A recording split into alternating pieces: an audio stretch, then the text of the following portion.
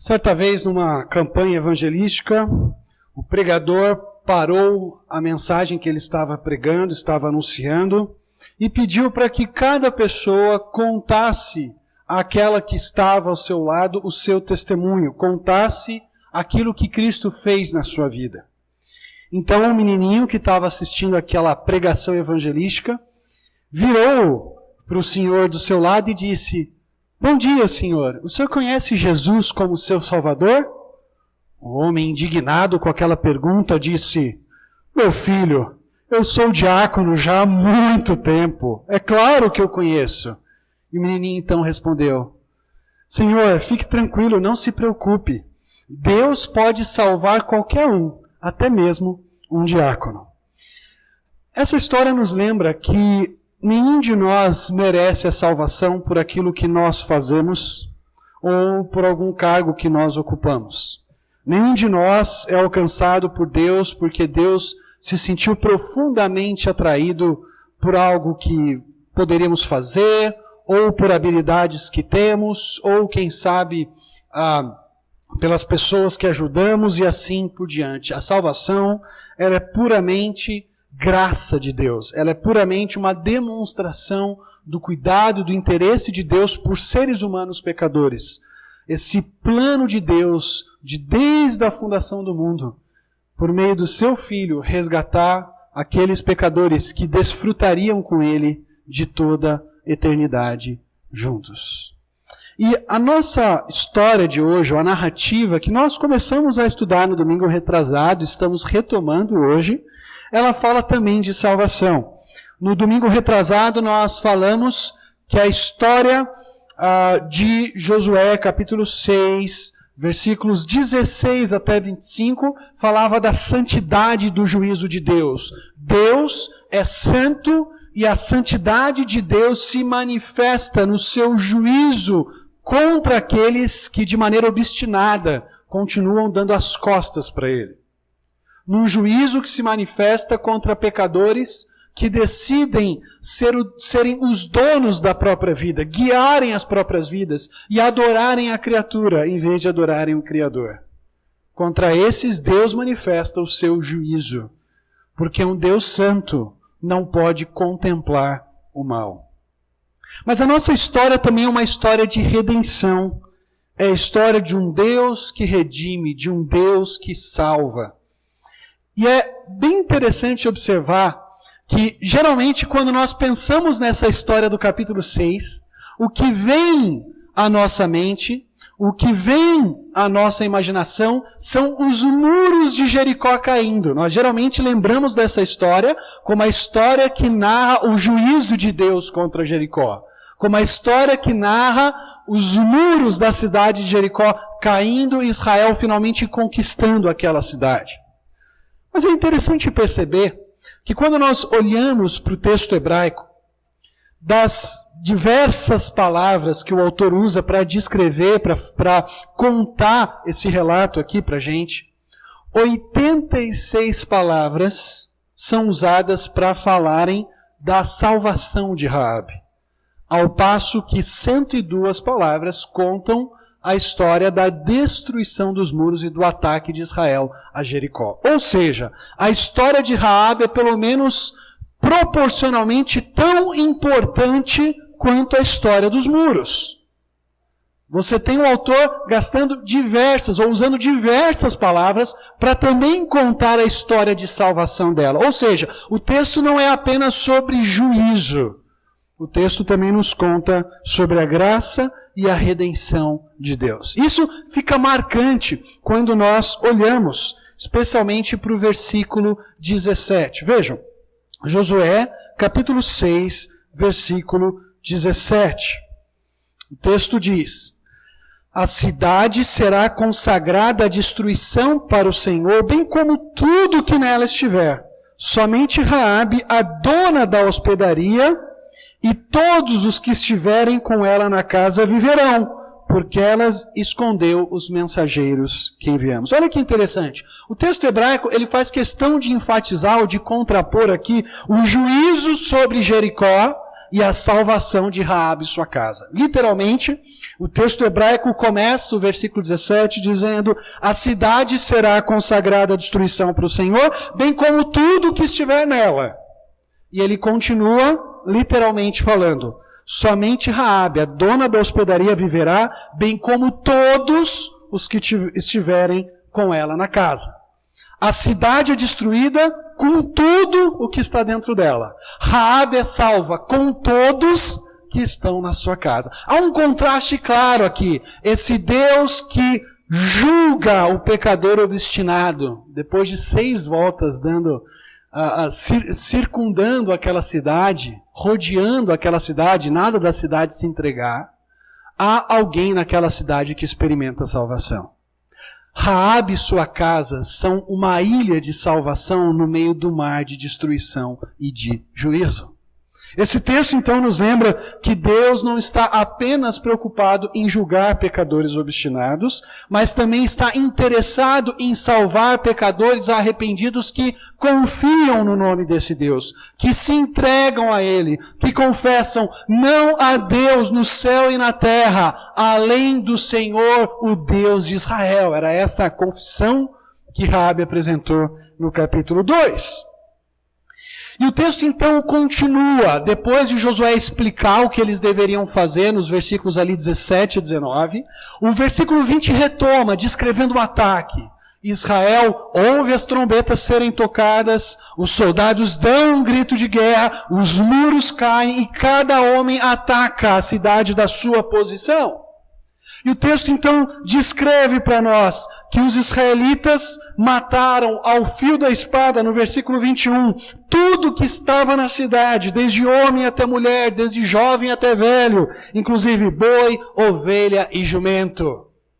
Mas aí de repente o texto dá uma pausa de novo aqui e fala da história de salvação de Raabe e sua família. Veja, no versículo 22, o texto nos lembra que 2 jovens, 2 espias, haviam feito um compromisso com Raabe no capítulo 2. Eles haviam dito para ela que se ela não contasse sobre os planos de Israel, se ela não contasse para o rei de Jericó que eles foram lá espiar a cidade, eles viriam e salvariam ela e todos os que estivessem na sua casa. Josué então lembra aqueles 2 espias, que curiosamente no versículo 23 são chamados de jovens, eles são Naarim. Talvez por isso fizeram toda aquela atrapalhada inicial, não é verdade? Talvez fossem estagiários ali de espias e acabam se deixando reconhecer na cidade de Jericó, e Deus usa então Raabe para escondê-los. Mas no versículo 22, Josué lembra para aqueles homens que eles tinham que tratar Raabe com bondade e fidelidade. Veja, entrem na casa da dona da hospedaria, ou da prostituta, como as versões comumente trazem, e tirem-na dali juntamente com tudo que lhe pertence, conforme juraram a ela. Vocês têm um compromisso. E Raabe havia dito para vocês, havia feito vocês jurarem que demonstrariam graça e fidelidade, bondade e lealdade para com ela, por causa da mesma graça e bondade que ela demonstrou para com vocês. Esse par de palavras no hebraico é muito interessante. As palavras são Hesed ve'emet. É uma expressão que aparece constantemente no texto para falar da graça e da fidelidade do próprio Deus para com Israel. Agora Deus demonstra sua graça e fidelidade para com Raabe, por meio daqueles 2 homens que entram na sua casa. E o versículo 23 diz para nós: então os jovens espias entraram e tiraram Raabe, seu pai, sua mãe, seus irmãos e tudo o que lhe pertencia. Também tiraram sua família e os estabeleceram fora do acampamento de Israel. Aqueles homens que já tinham conhecido Raabe, testemunhado da fé dela no Deus de Israel, e da obediência como resultado dessa fé, da ação prática de esconder aqueles espias, agora entram na casa e cumprem as ordens de Josué e tiram de lá, trazendo salvação para Raabe, seu pai, sua mãe, seus irmãos e toda a família mais ampla que estava naquela casa. Conta essa história que Richard Byrd, um almirante da Virgínia, certa vez caiu nas mãos dos índios Cherokees, e ele havia sido sentenciado à morte pelos índios Cherokees. Eles o matariam. Quando os algozes do almirante Byrd estavam prestes a colocar a mão nele, um dos chefes dos Cherokees reconheceu o Byrd e lembrou que ele era um dos seus amigos, que ele havia feito amizade com o Byrd há muito tempo atrás. Antes que os homens pudessem tocar as mãos no almirante, o índio se colocou, aquele chefe se colocou na frente dos algozes e disse para eles: se vocês quiserem matar esse homem, primeiro terão de passar pelo meu cadáver. E graças à amizade que o almirante Byrd havia feito com aquele índio Cherokee, ele foi salvo da pena de morte. Essa história, de certa forma, ilustra o que Raabe experimenta aqui. Deus usa como instrumento de salvação aquela amizade que ela teve com os espias para poupá-la e salvá-la. Aqueles espias sabiam quem era aquela mulher. Aqueles espias haviam estado ali antes. E por isso eles eram capazes de identificar a casa, identificar a mulher e salvá-la junto com toda a sua família. A fé obediente de Raabe traz salvação para si, mas é muito interessante como essa fé de Raabe não impacta apenas a vida dela, não é verdade? O texto diz para nós que a família como um todo foi afetada por aquela fé obediente a Deus, que a família toda foi abençoada pela atitude prática de Raabe de confiar no Senhor e esconder os espias. É pai, é mãe, é irmão, é irmã, são talvez primos, parentes mais distantes que estavam ali também, que também foram poupados na cidade de Jericó.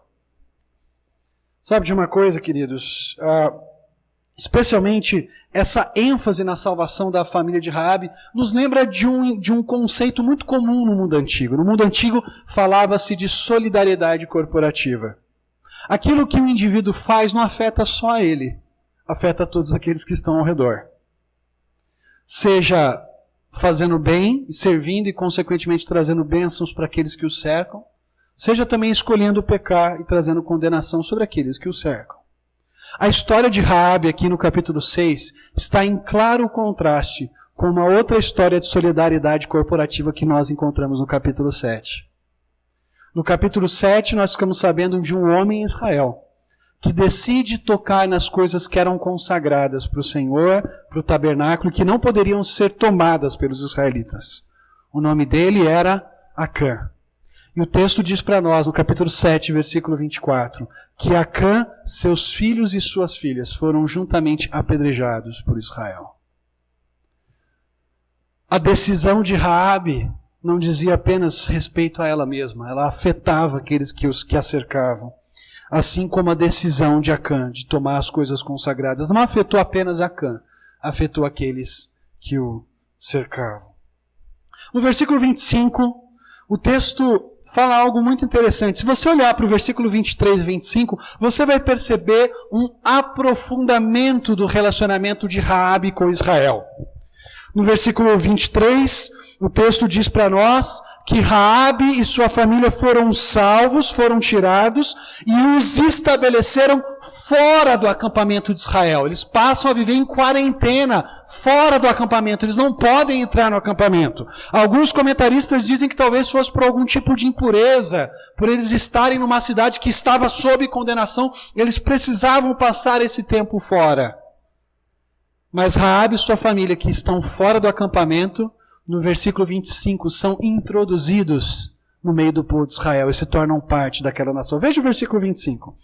Mas Josué manteve com vida a dona da hospedaria Raabe, a casa de seu pai e tudo o que pertencia a ela. Raabe habita no meio de Israel até o dia de hoje. Agora ela não está apenas fora, agora ela também está dentro.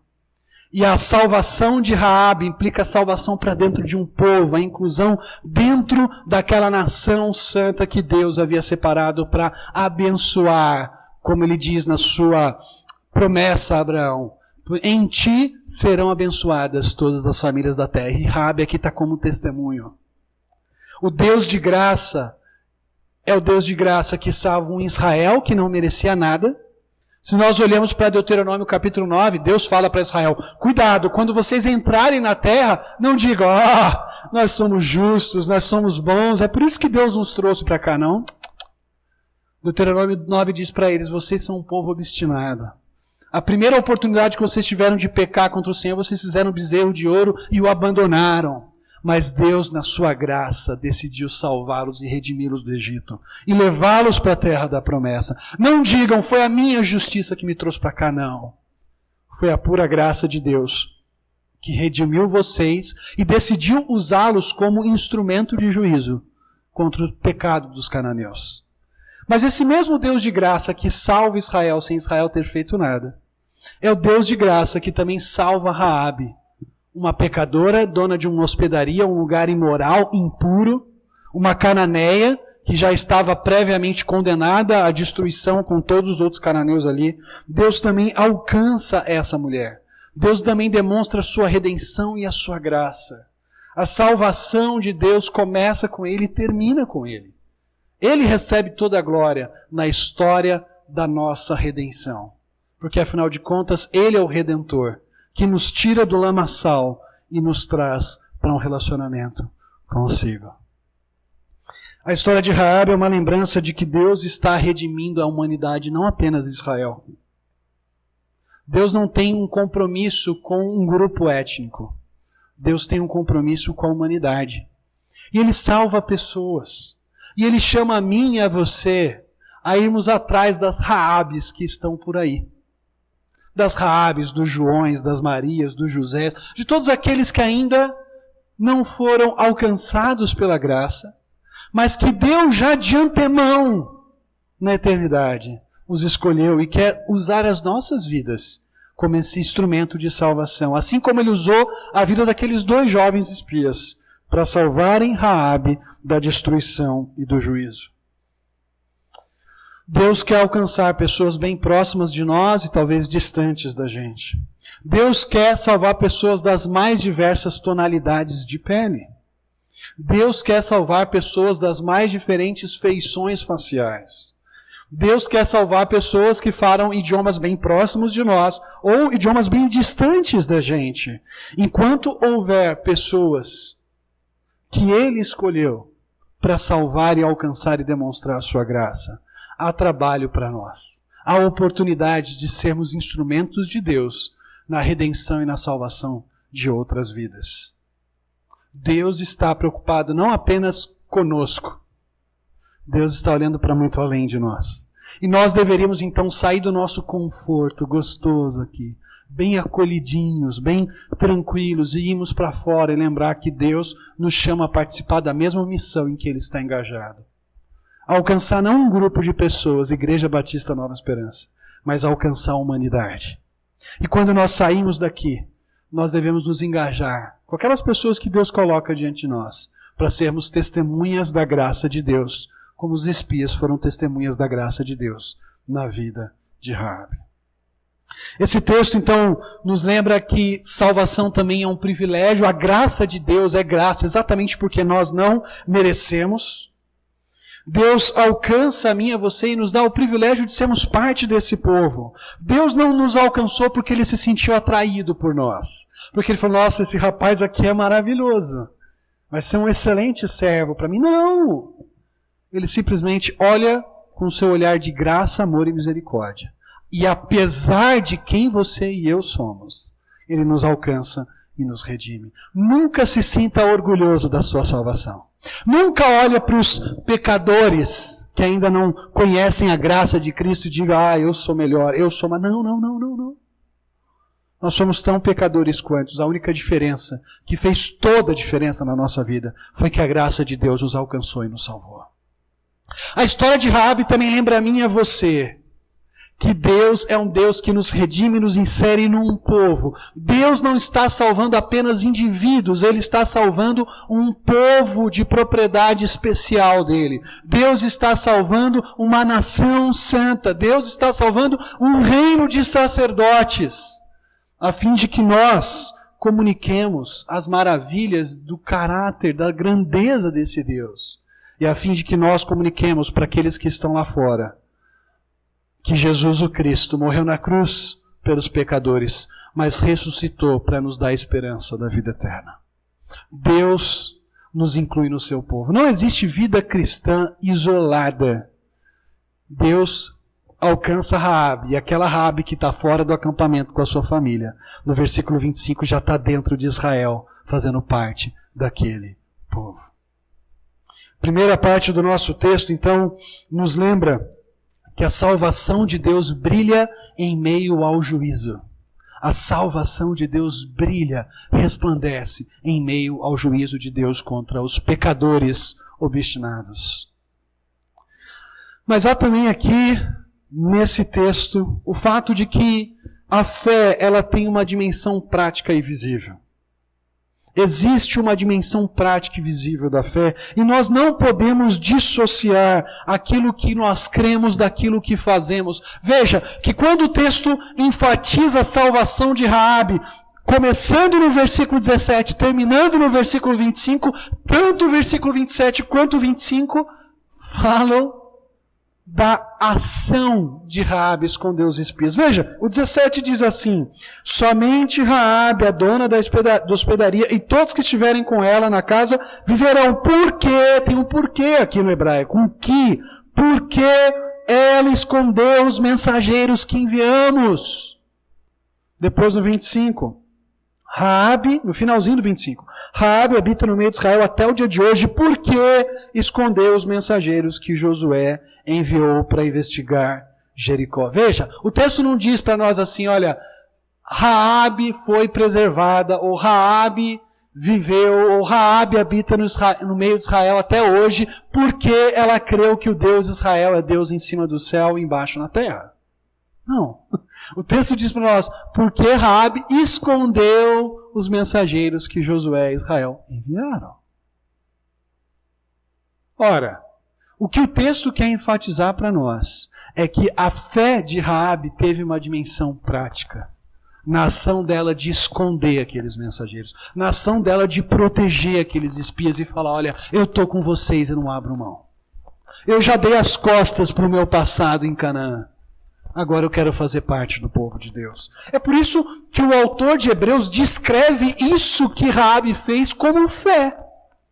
Em Hebreus capítulo 11, versículo 31, o autor de Hebreus diz, pela fé a prostituta Raabe, por ter acolhido os espiões, não foi morta com os que haviam sido desobedientes. Pela fé ela acolhe os espias. Pela fé, ela protege os enviados de Israel, os representantes de Josué. A fé tem uma dimensão prática. É óbvio que a fé de Raabe foi essencial para que ela fosse salva e preservada.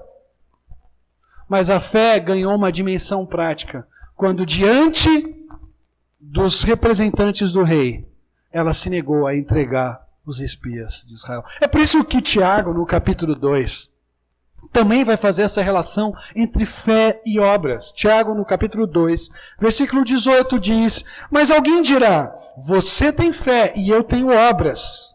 Tiago responde, mostre-me a sua fé sem obras, e eu pelas minhas obras te mostrarei a minha fé. E aí Tiago cita o exemplo de Abraão. Mas ele não cita só o exemplo de Abraão. Ele também cita o exemplo de Raabe, no versículo 25 do capítulo 2. Ele fala, caso semelhante ao de Raabe, a prostituta, não foi ela justificada pelas obras quando acolheu os espias e fez sair por outro caminho? Assim como o corpo, sem espírito está morto, também a fé sem obras está morta. Não existe fé sem obras, é isso que Tiago está falando. A verdadeira fé, ela produz transformação de vida. A verdadeira fé, ela produz uma atitude de reverência, de entrega ao Deus que nos salva e nos redime.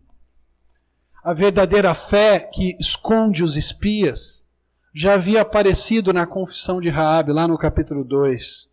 No versículo 9, quando ela diz para os espias, eu sei que o Senhor lhes deu essa terra, eu tenho essa convicção. E ela termina o versículo 11 do capítulo 2 de Josué, dizendo, por causa de vocês todos perderam a coragem, pois o Senhor, o seu Deus, é Deus em cima nos céus e embaixo na terra. Raabe foi salva pela sua fé. Mas essa fé tinha uma dimensão prática.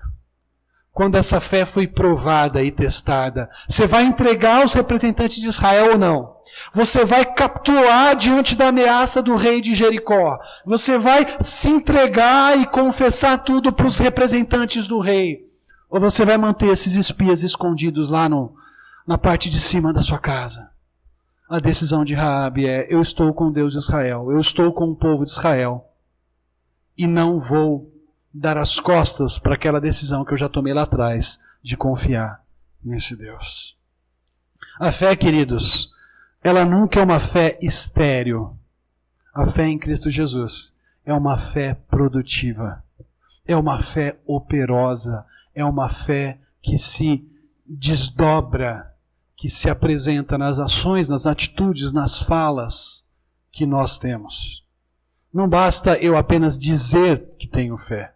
É necessário que o meu linguajar, é necessário que as ações que eu tenho para com o meu próximo, o modo como eu sirvo as pessoas, o modo como eu expresso amor e assim por diante, reflitam essa fé que eu tenho em Cristo Jesus.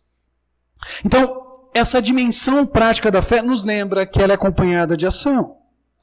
As pessoas precisam ver em nós ações que refletem as nossas convicções com base na palavra de Deus. Não basta dizer às pessoas que Deus amou o mundo de tal maneira que deu o seu Filho unigênito, se no meu relacionamento com as pessoas do meu trabalho ou com os meus subordinados eu não demonstro nada desse amor de Deus que eu acabei de anunciar. Não basta eu dizer que Deus é santo e odeia o pecado, se eu continuo alimentando pecados secretos na minha vida, sem abandonar, sem deixar, sem dar as costas para eles.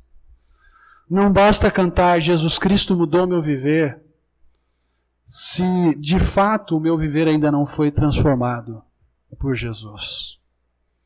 Não há como dissociar fé das obras, como um certo movimento do evangelicalismo tem feito. E alguns têm importado isso para cá. É muito comum você ter aquela ideia, pelo menos uma parte do evangelicalismo, quando uma pessoa está na dúvida se ela de fato tem a Cristo ou não, se ela de fato entregou a vida dela a Jesus, a pessoa fala: não, você fez a oração entregando sua vida para Jesus, então tá bom. Não importa se esse indivíduo vive entregando-se aos prazeres da carne, não importa se esse indivíduo vive submisso ao Deus desse século, se ele fez oração, a oração garante, mas peraí, oração de boca para fora não salva ninguém. A confissão de Raabe não era uma confissão apenas externa. Essa confissão de Raabe se tornou materializada naquela ação de esconder os espias. Minhas obras são uma consequência natural da minha fé e das minhas convicções. Quando proclamamos o Evangelho para as pessoas, nós devemos sempre lembrar as pessoas que não estamos pregando apenas um Salvador. Ele é sim o nosso grande Salvador, mas nós também estamos pregando Jesus como Senhor. Ele é Salvador e Senhor. E render-se, entregar-se a Ele como Salvador, é também entregar-se a Ele como Senhor. Essas coisas não estão separadas. Conta essa história de um barqueiro escocês que, para manter-se, ele vivia transportando pessoas de um lado a outro de um grande lago que havia onde ele vivia ali, onde ele morava com a sua família. Certa vez, transportando um dos viajantes que queria chegar na outra margem do lago, esse viajante observou que nos dois remos do barqueiro, cada remo tinha uma palavrinha escrita. Num remo tinha uma palavra escrita fé, no outro remo tinha a palavra obras. E aquele homem que estava ali sendo transportado pelo barqueiro falou: nossa, que curioso, por que você escreveu fé numa dos remos e obras no outro remo? O barqueiro respondeu: porque eu vou dar um exemplo aqui para você. E ele começou a remar só com o remo da fé. E o barco ficou andando em círculos e não saía do lugar. Depois ele falou: agora eu vou pegar o outro remo, o remo das obras. E o barco continuou remando em círculos e não saía do lugar. Até que o barqueiro falou: agora eu vou pilotar esse barco aqui com os dois remos. Ele começou então a remar com a fé e com as obras.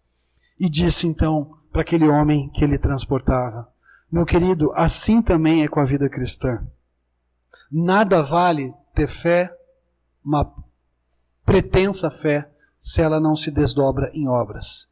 E as obras por si mesmas não nos salvam, porque nós precisamos da fé. Se nós queremos chegar na outra margem do lago, nós precisamos aliar a nossa fé às obras, porque uma fé verdadeira se desdobra em obras, fruto da convicção que nós temos na palavra de Deus e da salvação que encontramos no Evangelho de Cristo Jesus. Vamos orar? Querido Pai, nós te agradecemos pela história de Raabe, por essa salvação que brilha no meio do juízo, por essa redenção que resplandece em meio ao mar da destruição. Queremos, assim como espias, Pai, sermos instrumentos dos teus braços se estendendo para aqueles que se entregam ao Senhor e compartilhando as boas novas da salvação. Queremos também, com as nossas vidas, demonstrar de forma prática a realidade da nossa fé. Porque sabemos que assim como um corpo sem espírito é um morto, é um cadáver, uma fé sem obras, ela é inexistente. Uma fé real que confia no Senhor de todo o coração, naturalmente será demonstrada por ações que refletem o teu caráter, a tua santidade, o teu amor. É o que oramos no nome de Jesus. Amém.